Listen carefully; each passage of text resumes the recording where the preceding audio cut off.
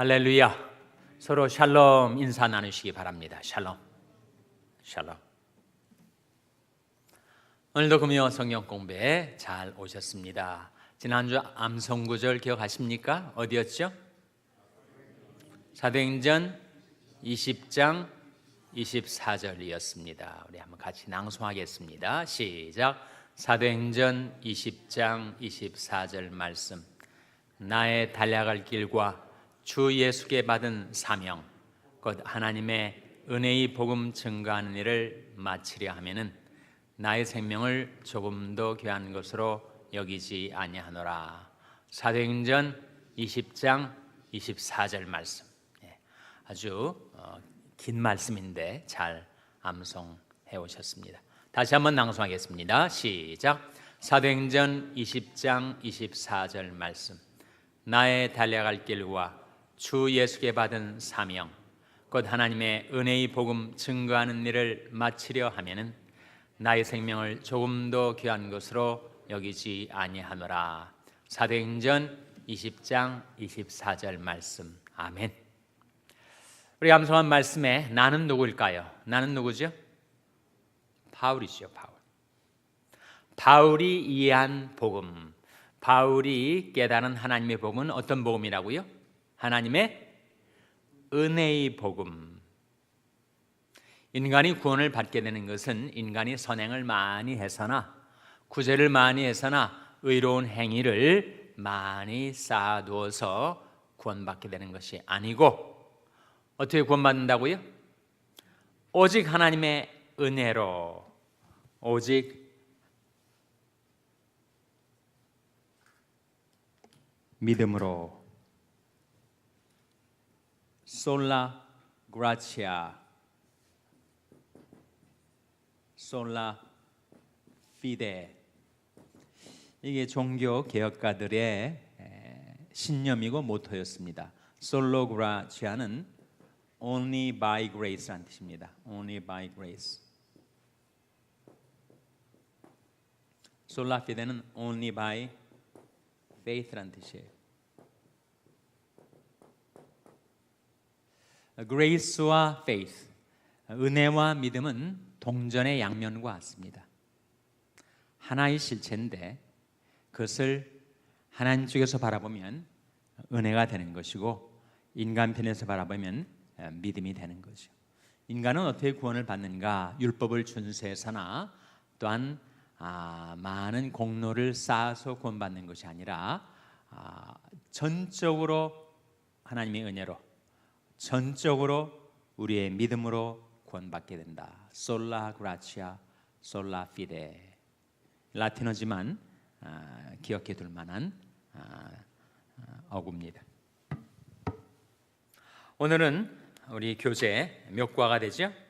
오늘은 21과입니다. 21과 본문을 보시면 사도행전 9장 19절부터 31절까지니까 우리 본문을 먼저 한번 교독하겠습니다. 읽어오신 분들이 계시겠지만 사도행전 9장 19절에서 31절 말씀.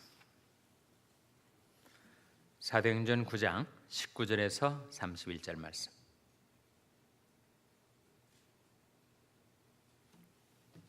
찾으셨죠? 자, 한번 교독하겠습니다. 사울이 다메섹에 있는 제자들과 함께 며칠 있을새 즉시로 각 회당에서 예수의 하나님 아들이심을 전파하니 듣는 사람이 다 놀라 말하되 이 사람이 예루살렘에서 이 이름 부르는 사람을 잔해하던 자가 아니냐. 여기 온 것도 저희를 결박하여 대제사장들에게 끌어가고자 함이 아니냐 하더라. 사울은 힘을 더 얻어 예수를 그리스도라 증명하여 다메섹에 사는 유대인들을 굴복시키니라. 여러 날이 지나매 유대인들이 사울 죽이기를 공모하더니 그 결과가 사울에게 알려지니라. 저희가 그를 죽이려고 밤낮으로 성문까지 지키거늘 그의 제자들이 밤에 광주리에 사울을 담아 성에서 달아 내리니라. 사울이 예루살렘에 가서 제자들을 사귀고자 하나 다 두려워하여 그의 제자됨을 믿지 아니하니 바나바가 데리고 사도들에게 가서 그가 길에서 어떻게 주를 본 것과 주께서 그에게 말씀하신 일과 다메섹에서 그가 어떻게 예수의 이름으로 담대히 말하던 것을 말하니라. 사울의 제들과 함께 있어 예루살렘에 출입하며 또 주 예수의 이름으로 담대히 말하고 헬라파 유대인들과 함께 말하며 변론하니 그 사람들이 죽이려고 힘쓰거늘 형제들이 알고 가이사랴로 데리고 내려가서 다소로 보내니라. 다 같이 읽으시겠습니다. 그리하여 온 유대와 갈릴리와 사마리아 교회가 평안하여 든든히 서가고 주를 경외함과 성령의 위로로 진행하여 수가 더 많아지니라. 아멘. 이것이 오늘 우리가 함께 묵상할 본문이 되겠습니다. 우리 본문 말씀을 배우기 위해서 우리 부교재를 오늘 활용할 텐데 몇 가지 질문, 전체 나온 질문을 다 보진 않고 몇 가지 질문만 보도록 하겠습니다. 먼저 2번 질문 보시기 바랍니다. 즉시로라는 말에 주의할 필요가 있다. 즉시로가 몇 절에 나오죠? 20절에 발견하셨습니까? 사도행전 9장 20절에 보시면 즉시로 각 회당에서 예수의 하나님의 아들이심을 전파하니, 사울이 그랬다는 거예요. 사울이 지금 갓 예수 믿은 초신자이지만 다메섹 도상에서 예수를 만난 사울이 즉시로 각 회당에서 예수가 하나님의 아들이시라고 전파했다는 겁니다. 자, 질문 우리 교재로 돌아와서 즉시로라는 말에 주의할 필요가 있다. 사울은 꾸물거리고 앉아 있을 수 없었다.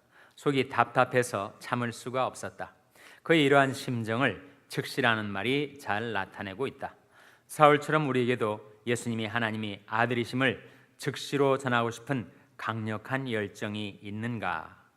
만약 이러한 열정이 식어버렸다면 어떻게 다시 회복시킬 수 있을지 이야기를 나눠보자. 열정이라는 말을 영어로 뭐라고 하죠? 패션이라고도 하고 enthusiasm이라고 합니다. enthusiasm. 이는 아내란 뜻이고 enthusiasm 할 때 이것은 theos라는 단어에서 나왔는데 theos가 바로 갓이에요. 갓. 그러니까 진정한 열정은 하나님 안에 있을 때, 주님 안에 있을 때 열정이 생겨납니다. 전에 대단한 열심으로 신앙생활을 하던 사람도 주님 밖으로 떨어져 나가면 열정이 다 식어버리죠. 열심의 불이 다 꺼져버리고 맙니다. 그래서 예수님께서도 나는 포도나무여 너희는 가지니 저가 내 안에 내가 저 안에 있으면 이 사람은 과실을 많이 맺는다. 우리가 주님 안에 있을 때만 열정이 살아나고 그리고 과실을 맺게 된다 이렇게 말씀하셨는데, 어떻게 하면 우리도 사울처럼 강력한 열정, 예수를 증거하고 싶은 그러한 전도의 열심을 가질 수가 있을까? 참고구절 3개를 직접 다 찾아보시기 바랍니다. 먼저 예레미야 20장 9절 한번 찾아보시기 바랍니다. 예레미야 20장 9절 말씀 찾아서 한번 같이 읽겠습니다. 예레미야 20장 9절은 구약성경 1082면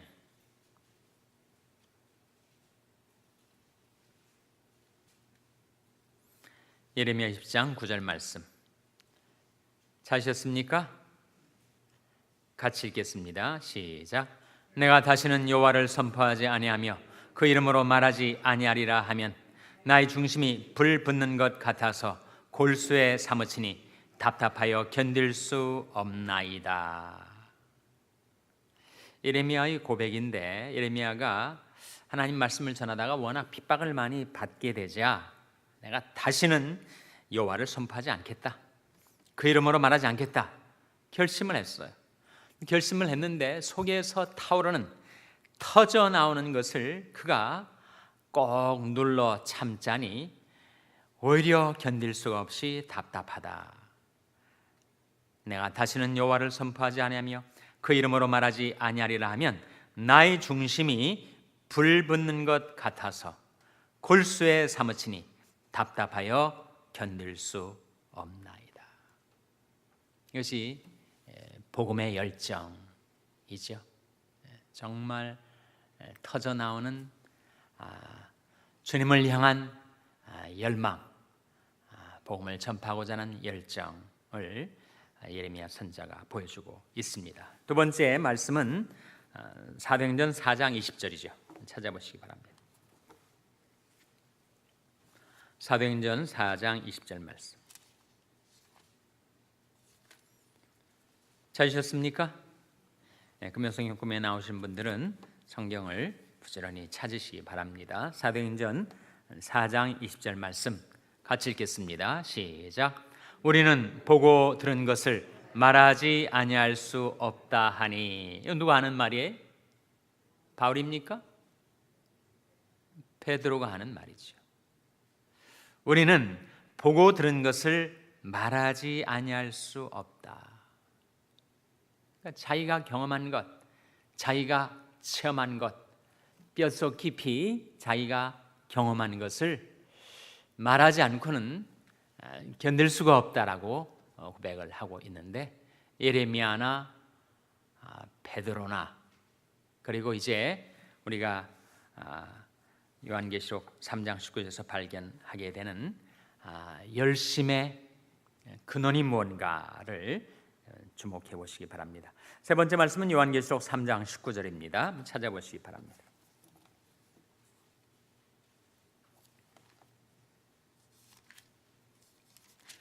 요한계시록 3장 19절.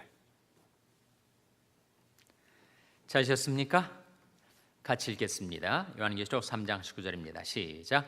물은 내가 사랑하는 자를 책망하여 징계하노니 그러므로 내가 열심을 내라 회개하라. 누가 하는 말씀이에요? 예수 그리스도. 부활하신 예수 그리스도가 아시아의 7교회, 특별히 라오디게아 교회에 나타나셔서 하시는 말씀이 물은 내가 사랑하는 자를 책망하여 징계한다. 그러므로 내가 열심을 내라 회개하라고 하고 있습니다. 라오디게아 교회는 그야말로 미지근한 교회, 차지도 않고 덥지도 않은 교회, 정말 살아있는 교회인가 싶을 정도로 열심과 열정이 다 사그러들은 그런 교회였어요. 그런데 주님의 이 말씀을 듣고 그들이 주님을 향한 열정을 회복하게 되는데, 그 라오디게아 교회도 주님이 사랑하신다고 하셨습니다. 그리고 교회 아닌 것 같은 라오디게아 교회도 주님께서 내 교회라고 말씀하시는 거죠. 내가 사랑하는 자를 책망하여 징계한다. 주님이 우리를 사랑하지 않으면 책망도 없으시고 징계도 없으시겠지만, 우리를 사랑하시기 때문에 주님께서 우리에게 책망을 하실 때가 있죠. 또 우리를 징계하실 때가 있습니다. 책망도 아프고 징계도 아프지만, 그러나 그것을 받으면 우리가 회복이 됩니다. 그러므로 내가 열심을 내라 회개하라. enthusiasm은 주님 안에 있을 때 생겨나는 것, 주님의 말씀을 들을 때 열심히 불이 일어나게 되는 것, 장작불이 활활 타오르게 만드는 것은 계속 공급되는 장작. 그 불이 열정이라면 장작은 뭐라는 겁니까? 주님의 말씀.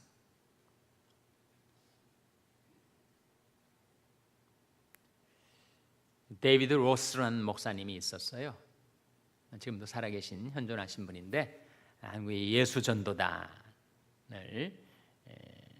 시작하신 아주 열정의 사람입니다. 한국 이름으로 오대원 목사라는 분인데, 정말 지금도 수십 년이 지났지만 예수전도단의 전도의 열심은 대단하죠. 근데 그 데이비드 로스 목사님한테 당신이 가지고 있는 그 열정, 그 열심은 어떻게 해서 나온 것인가? 이렇게 이렇게 누군가 물었다는 거예요. 사람이 한때 뜨거운 열정을 갖고 살 수는 있습니다. 그러나 그것을 장기화하는 것은 어려운 일이에요. 불은 확 붙었다가 살아났다가 꺼지기가 쉬운데 lifelong 패션을 갖는다는 것, 평생 지속되는 열정을 갖는다는 것은 정말 어려운 일이죠. 그래서 오대원 목사님한테 질문이, 당신이 가지고 있는 그런 열정은 어떻게 해서 유지할 수가 있었는가? 그러니까 뭐라고 대답했을까요? 그가 네 글자로 된 말로 이렇게 대답을 했습니다. 그건 바로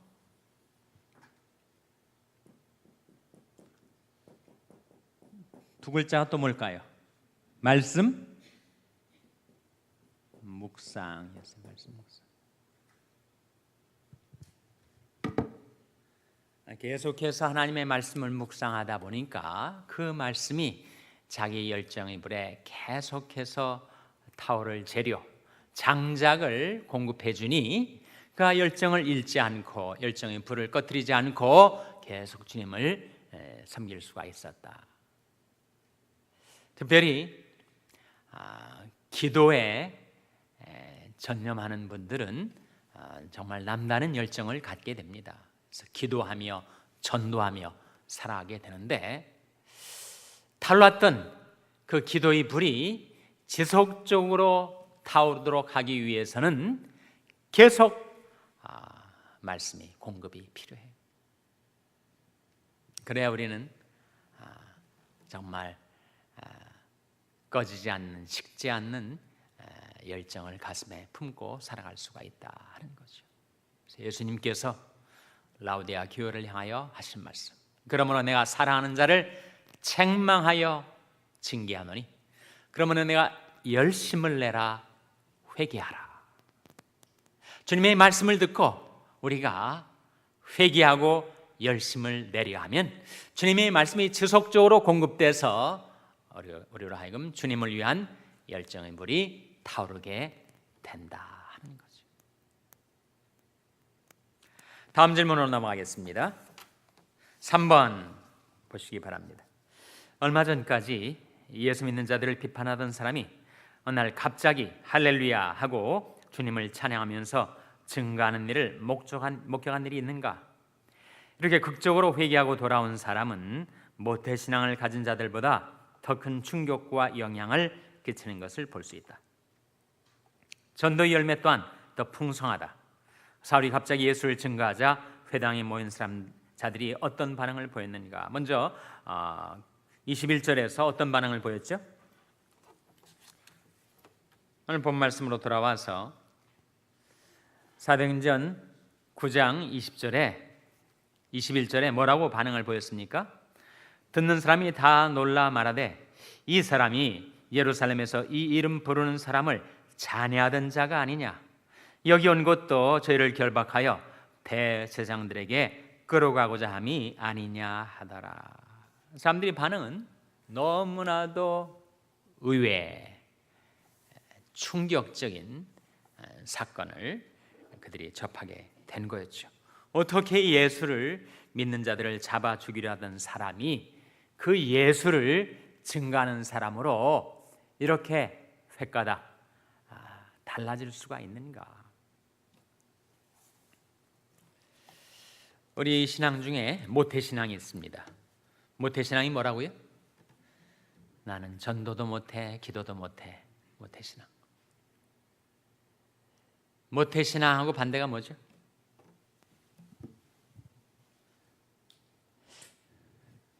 사도 바울 같은 그런 유형이 기독교 가정에서 태어나서 소위 널처에 의해서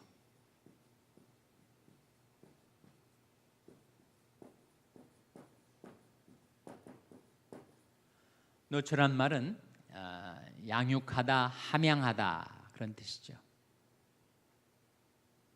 그러니까 기독교 가정에서 태어나서 정말 어머니 모태에 있을 때부터 그렇게 교회 다니고 영적인 자양분을 받아 먹어서 그 기도와 말씀과 찬송과 교회와 믿는 가정의 영적인 분위기 속에서 그 신앙이 거의 양육되고 성장된 그런 사람들이 있습니다.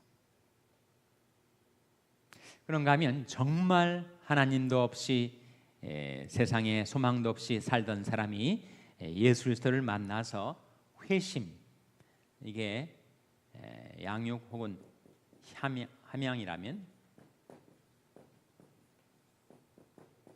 이거는 회심, 회개죠. 사도 바울의 케이스가 바로 이거 아닙니까? 드라마틱한 그런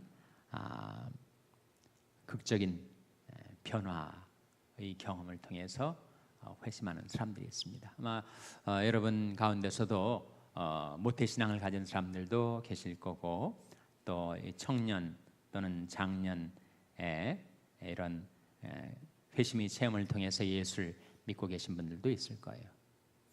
이 두 유형의 신앙인들 중에서 크리스찬들 중에서 누가 더 중요할까요? 누가 더 중요할 것 같습니까? 둘 다 중요합니다.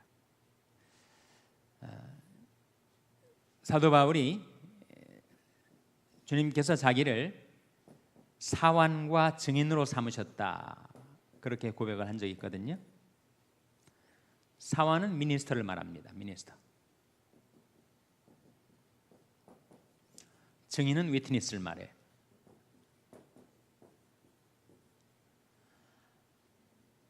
사환은 교회를 세우기 위하여, 소위 말하는 건덕을 위해서 쓰여지는 사람들이에요.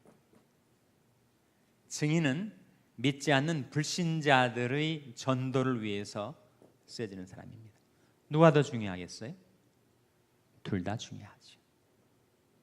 그러니까 우리는 믿지 않는 불신자들에게 증인이 돼서 그들을 전도하는 사명과 아울러 우리가 그리스도의 몸된 교회의 사환으로서 교회의 덕을 세우는 일에 쓰임을 받게 되는 것. 일반적으로 보면 이런 컨버전 익스피리언스, 회심의 체험을 한 사람들이 전도에 능하고, 기독교 가정에서 또는 교회에서 어릴 때부터 쭉 양육되고 성장한 사람들이 교회의 덕을 세우는 일에 아주 능합니다. 이 증인들, 회심의 체험을 한 사람들은 자기가 워낙 드라마틱한 체험을 했기 때문에 불신 영혼이 어떻게 구원을 받게 되는지 자기가 생생한 경험과 기억을 가지고 있어서 훨씬 더 효과적으로 전도를 할 수가 있어요. 근데 반면에 교회 생활의 연륜이 짧다 보니까 교인들 간의 관계나 교회의 덕을 세우는 일에 좀 취약할 수가 있습니다. 불같은 열심을 가지고 있긴 하지만 그 열심을 어떻게 자연스럽게 교회의 조화와 건덕을 위해서 그것을 흘려보내야 할지에 대한 그런 지혜가 부족한 경우가 있어요. 열정은 대단한데 건덕의 온화함이 떨어지는 경우가 있습니다. 반면에 자기가 정말 믿는 가정에서나 교회에서 성장했기 때문에 아주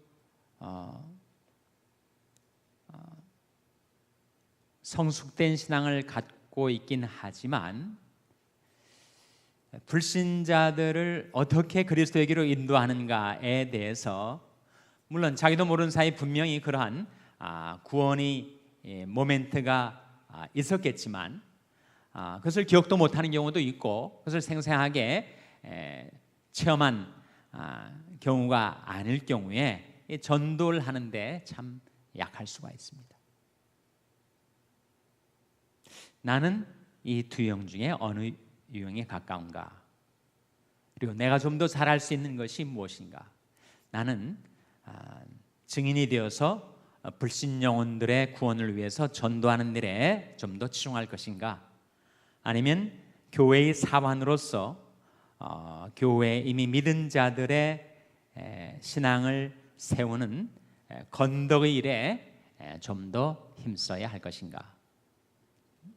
은사라고도 할 수 있겠지만 자기가 좀 더 잘할 수 있는 것을 찾아서 우리가 봉사를 해야 됩니다. 자, 사환과 증인 사도행전 26장에 나옵니다. 한번 보시기 바랍니다.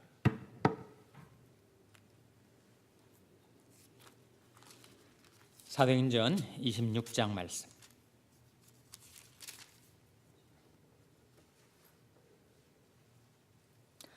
(26장 16절) 한번 같이 읽겠습니다. 우리가 보고 있는 사도행전 9장에 사울의 다메섹 도상에서의 회심 체험을 지금 세월이 흘러서 이제 사도 바울이 된 그가 지금 간증을 하는 대목에서 바로 다메섹 도상에서 자기가 만난 예수님이 자기에게 이르신 말씀을 지금 간증하고 있습니다. 자, 16절 말씀 같이 읽겠습니다. 사도행전 26장 16절입니다. 시작. 일어나 내 발로 서라. 내가 내게 나타난 것은 곧 내가 나를 본 일과 장차 내가 내게 나타날 일에 너로 사환과 증인을 삼으려 함이니. 너로 무엇과 무엇을 삼으려 함이니 라고 했습니까? 사환과 증인. 사환은 우리 옛날 사환은 어떤 사람이에요? 사환하면 심부름 많은 사람, 교실에 선생님 백목 갖다 드리고 물컵 갖다가 드리고 등사기 긁고 사환 아닙니까? 사환은 영어성경 이것을 미니스터라고 번역을 하는데 정말 섬기는 자. 그래서 두드러지게 나타나진 않지만 조용히 남의 신앙을 세워주고 교회의 화평과 건덕을 위해서 섬기는 그런 사람들이 너무나도 귀중하죠. 그래서 여러분 가운데 그런 사환의 일을 잘 하실 수 있는 분들, 온화한 성품으로 남을 사랑하고 그리고 화평케 하는 일에 힘쓰는 그런 피스메이커들이 교회는 꼭 필요하고, 동시에 이제 교회 밖의 불신 영혼들을 구원에 이르게 하도록 증인으로서 전도의 일에 힘쓰는 그런 분들이 꼭 필요합니다.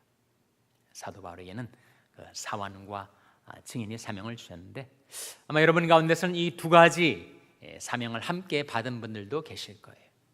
교회의 건덕을 위해서도 쓰임을 받고 불신 영혼들의 구원을 위해서도 쓰임을 받을 그런 사명을 또 은사를 받으신 분들이 계실 겁니다.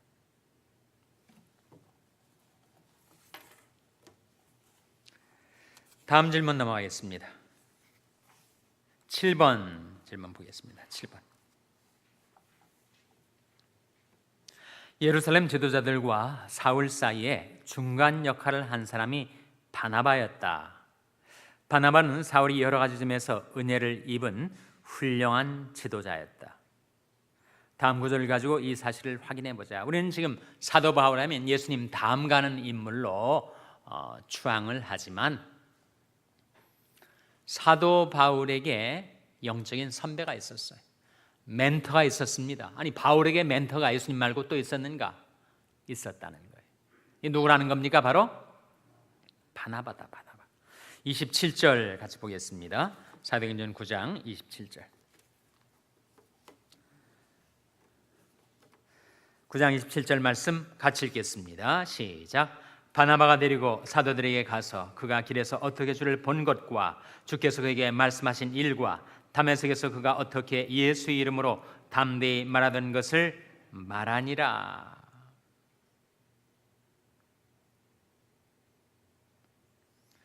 (26절이) 그 전후 문맥을 보여주고 있는데, 사울이 예루살렘에 가서 제자들을 사귀고자 하나 다 두려워하여 그의 제자됨을 믿지 아니할 때 바나바가 사도들에게 가서 사울이 이러한 자다라고 지금 말을 하고 있는 것을 뭐라고 하지요? 이런 걸 뭐라고 합니까? 네? 신혼보증. 예, 아주 실감이 나는 아주 용어로 말씀을 잘 해주셨습니다. 신혼보증이죠. 미국에서는 그것을 애드보커시라고 하지 않습니까?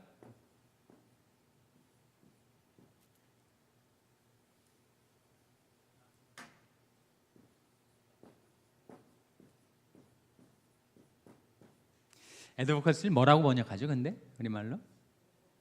네? 변호? 네, 변호? 보증? 네. 이게 지금 사울이라는 이 정말 막가파 인물 아니었어요? 그렇게 무자비하게 크리스찬들을 핍박하던 사람이 정말 회심을 해서 오히려 예수를 증거하는 것을 보고도 그 전에 기억이 상처가 있었던 사람들이 사울을 믿지 않았단 말이죠.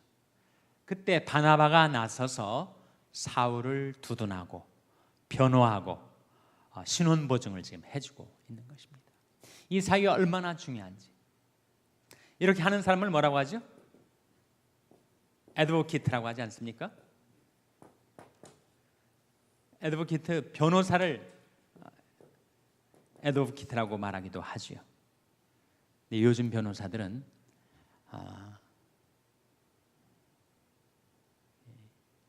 1+1이 뭡니까? 수학자에게 물으면 2라고 한다는 거예요. 근데 변호사한테 1+1이 뭡니까? 이렇게 물으면 뭐라고 대답을 해드릴까요? 이렇게 얘기한다는 거예요. 진정한 애드보커시는 사실에 근거해서 진실한 변호를 할 때 그것이 정말 강력한 건데, 지금 바나바가 사울을 위해서 이렇게 그의 신혼을 보증하는 것은 있었던 사실에 근거한 것입니다. 27절에 보시면 그가 길에서 어떻게 주를 본 것과 주께서 그에게 말씀하신 일과 다메섹에서 그가 어떻게 예수 이름으로 담대히 말하던 것을 말하니라. 세 가지 다 사실 아니에요? 그가 길에서 어떻게 주를 본 것과 주께서 그에게 말씀하신 것과 다메섹에서 그가 어떻게 예수 이름으로 담대히 말하던 것을 그가 변호를 하니까 보증을 서니까 예루살렘에 있던 사람들이 사울을 받아들입니다. 바나바처럼 애드보커시 하는 것이 쉬운 일일까요? 어려운 일일까요? 어려운 일입니다. 자기 일신상에 상당한 손해가 끼쳐질 수도 있어요. 보증 잘못 써가지고 정말 망하는 수가 있는데, 사람 보증 잘못 썼다가 나중에 두고두고 내가 사람들에게 원한을 살 수도 있는 것이니, 지금 바나바가 이 사울을 위해서 애드보커시를 한다는 것이 결코 쉬운 일이 아니었습니다. 자기가 손해볼 요량으로 손해볼 걸 감수하고 그가 사울을 살린 거죠. 만일 바나바의 겸손이 없었다면, 온유가 없었다면, 그의 확신이 없었다면 우리가 아는 바울은 되지 못했을 수도 있을 것입니다. 여기에 지금 바나바의 애드보커시가 있어가지고 결국은 바울이 되게 되는 거죠. 두 번째는 사도행전 11장 25절 26절입니다. 한번 보시기 바랍니다. 사도행전 11장 25절 26절.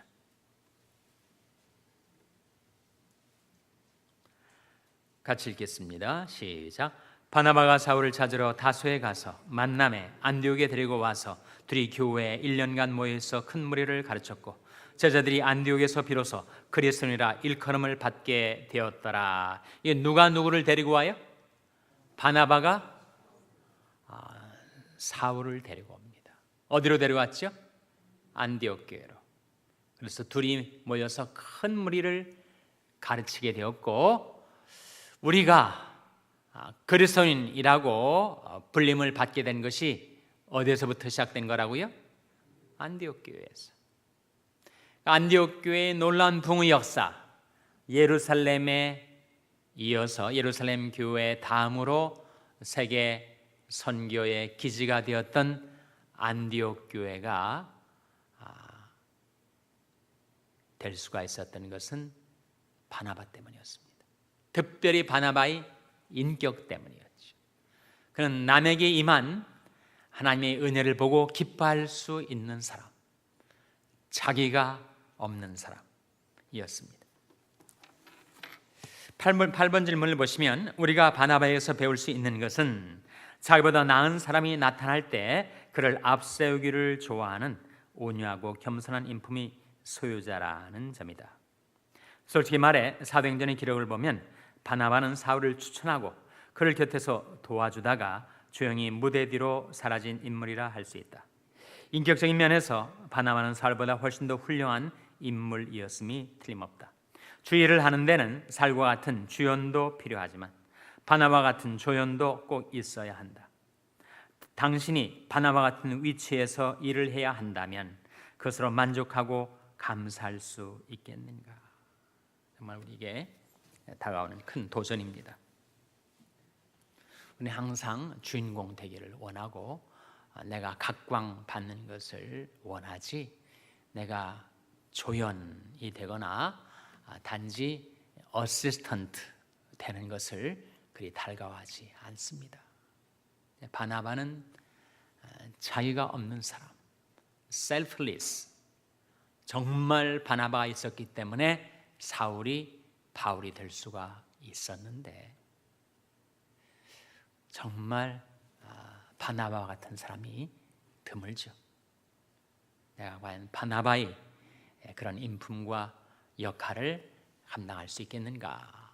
우리 자신에게 한번 질문을 해봐야 합니다. 하나님은 어떤 일의 크레딧이 누구에게 돌아가는가에 대해서 전혀 관심이 없는 사람을 통해서 얼마든지 역사를 이루실 수가 있다, 그런 말을 하죠. 여러분, 우리는 뭔가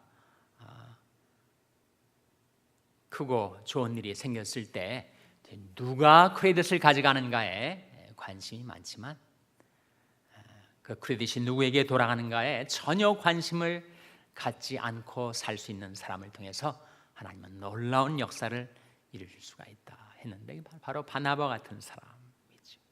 바나바가 있었기에 바울이 있을 수가 있었다.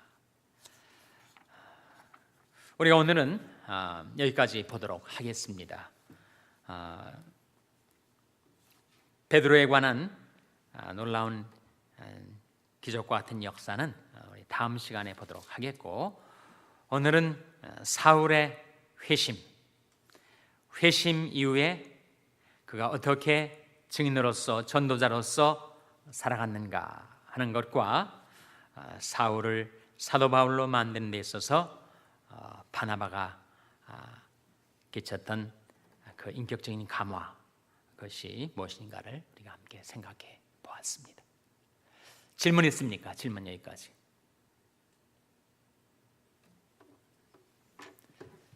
질문이 없으시면 다음번은 제가 잠시 후에 스케줄을 말씀드릴 텐데요. 일단 암송 구절은 요한복음 6장 63절입니다. 다음번 우리 암송 구절은 요한복음 6장 63절이고요. 오늘이 4월 12일입니다. 다음 주가 4월 19일, 그 다음 주가 4월 26일, 그 다음 주가 5월 3일이에요. 오늘이 4월 10일이고 다음 주는 성금요일 예배를 드립니다. 성금요일 예배. 그리고 4월 26일하고 5월 3일 양일은 우리가 휴강을 합니다. 제가 2주 가까이 한국을 다녀오게 되어서 제가 베이케이션을 쓰기 때문에 이 2주는 휴강을 하고, 그러니까 5월 10일이 되겠네요. 5월 10일에 우리 금요성경 공부 재개가 되겠습니다. 그래서 앞으로 한 3주간 금요성경 공부는 이제 쉬게 되겠고요. 5월 10일 날 여러분 다시 만나도록 하겠습니다. 혹시 뭐 질문 있으십니까? 없으십니까?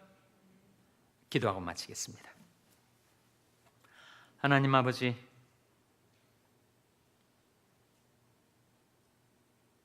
하나님께서 사울을 바울로 변화시키기 위하여 바나바를 쓰신 것처럼 저희들이 하나님이 일꾼들로 세말 받는 그 일에 바나바처럼 쓰여지게 하여 주시옵소서.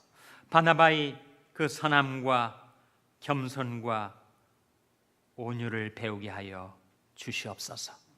바울과 같은 확신에 차서 불신 영혼들을 그리스도께로 인도하는 전도의 증인으로서 쓰임을 받게 하여 주시고, 바나바처럼 그리스도의 사환이 되어서 교회의 건덕을 위해서, 일꾼들을 세우는 일을 위해서 또한 저희들이 쓰임을 받을 수 있도록 하나님께서 저희들을 긍휼히 여기사 축복하여 주시옵소서. 이 모든 말씀 예수님의 이름으로 기도하옵나이다. 아멘.